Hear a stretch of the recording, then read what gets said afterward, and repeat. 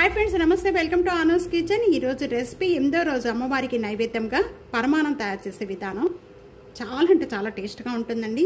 చాలా ఈజీగా తయారు చేసుకోవచ్చు.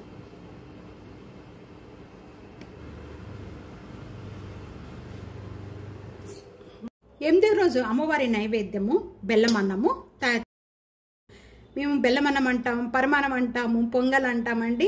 ఎంటి గృహప్రవేశాలు ఎప్పుడైనా చేసేటప్పుడు కానీ ఎప్పుడు కూడా దేవుడి ప్రసాదాలు ఎక్కువగా చేస్తూ ఉంటాము.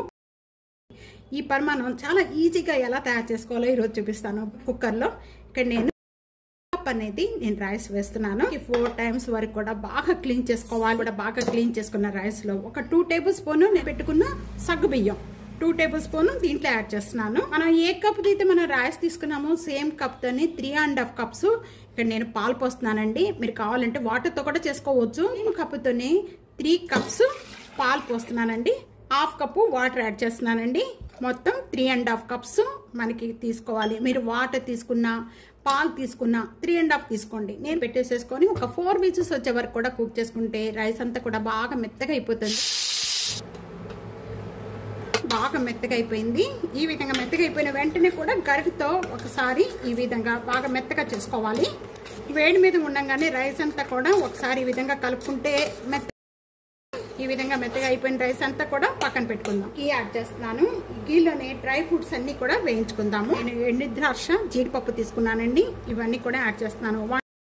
1 టేబుల్ స్పూన్ తీసుకున్నాం. ఇంకా వేగితే చాలండి. బయట తీసాక మళ్ళీ కలర్ చేంజ్ అయిపోతాయి. ఈ విధంగా వేయించుకోవాలి. సేమ్ ప్యాన్ లోని ఇక్కడ నెయ్యి, బెల్లం పౌడర్ యాడ్ చేస్తున్నాను. సేమ్ కప్పుతోని 1 కప్ అనేది వాటర్ కూడా యాడ్ చేసేస్తున్నాను.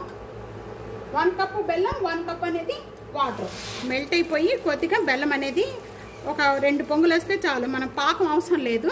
బెల్లం పౌడర్ యాడ్ చేశానండి. మీరు బెల్లం కనుక యాడ్ చేసుకుంటే కనుక అది వడపోసుకో, దాంట్లో పీచు కానీ మట్టి ఇవన్నీ ఉంటాయి కాబట్టి వడపోసుకోవాలి. 1 టేబుల్ స్పూన్ ఇలాచీ పౌడర్ యాడ్ చేస్తున్నాను. పచ్చకర్పూరం, మనకి గుళ్ళో పెట్టే ప్రసాదం టేస్ట్ రావాలి అంటే పచ్చకర్పూరం యాడ్ చూస్తున్నారు కదా, ఇంతండి. కూడా బంద్ చేసేసుకుందాం. ముందుగా ఉడికించుకున్న రాయి దీంట్లో యాడ్ చేసేసుకుందాం. ఒకసారి ఇదంతా కూడా బాగా కలిపేసుకుందాం. ఇప్పుడు మనం దీంట్లోని 1 టేబుల్ స్పూన్ నెయ్యి యాడ్ చేస్తున్నాను. డ్రై ఫ్రూట్స్ కూడా ఒక 2 టేబుల్ స్పూన్ యాడ్ చేస్తున్నానండి. ఒక హాఫ్ అనేది ఈ విధంగా పెట్టుకుందాం. కొంచెం మనం పండుగ పూట ఈ విధంగా తయారు చేస్తే నేను చెప్పినట్టుగా మీకు ఒక 5 నిమిషాల్లోనే పరమాన్నం. తప్పకుండా ఇదే విధంగా ఒకసారి ట్రై చేయండి.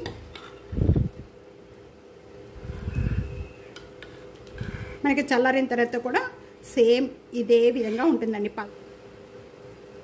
పప్పులు తీసి పక్కన పెట్టినవన్నీ కూడా నేను ఇప్పుడు యాడ్ చేసేస్తున్నాను. ఈ పరమాన్నంతో పాటు మీరు కొద్దిగా గట్టిపప్పు చేసుకొని తీసుకోండి. చాలా టేస్ట్గా ఉంటుందండి.